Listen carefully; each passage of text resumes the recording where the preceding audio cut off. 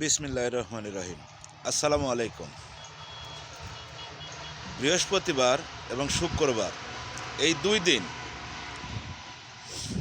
জামাত ইসলামের ওপরে মিসাইল নিক্ষেপ করা হয়েছে, কথার মিসাইল। জামাত ইসলামের আমির তার বক্তব্য দেওয়ার সময় বলল, আমি আহত সৈনিক। আপনি আহত হবেন কেন? আপনি তো সবল।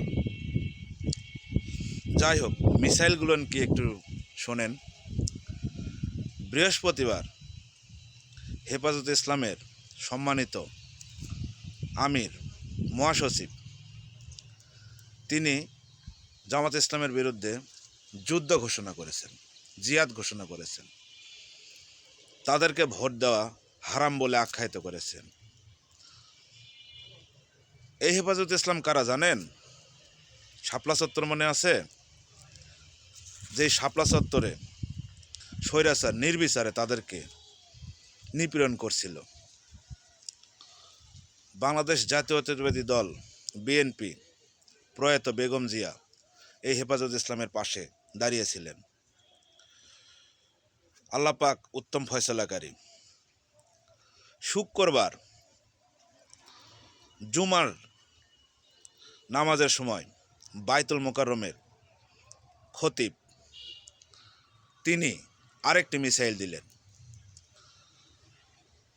দলের সঙ্গে ইসলাম নাম থাকলেই তাকে ভোট দেওয়া যাবে না। বুঝতে পারছেন হকপন্থী আলেমরা কোন দিকে আছে? তারা দেশকে ভালোবাসে, দেশের ভালো চায়।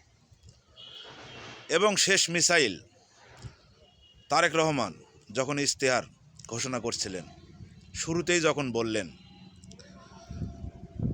আল্লাহর রহমতে জনগণের সমর্থনে সরকার গঠন করতে পারলে আমরা আল্লাহর ওপর আস্থা ও পূর্ণ বিশ্বাস স্থাপন করব সংবিধানে।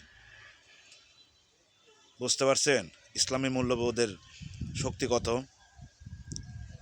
3 মিসাইলে মগবাজার পুড়ে ছারখার।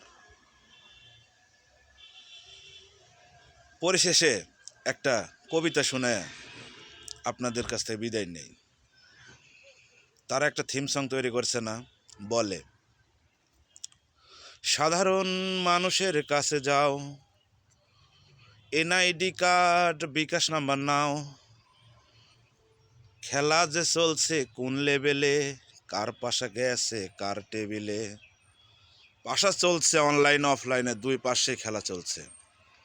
দেখা হবে 12 তারিখ ইনশাল্লাহ। 12 তারিখ সারাদিন ধানের শীষে ভোট দিন।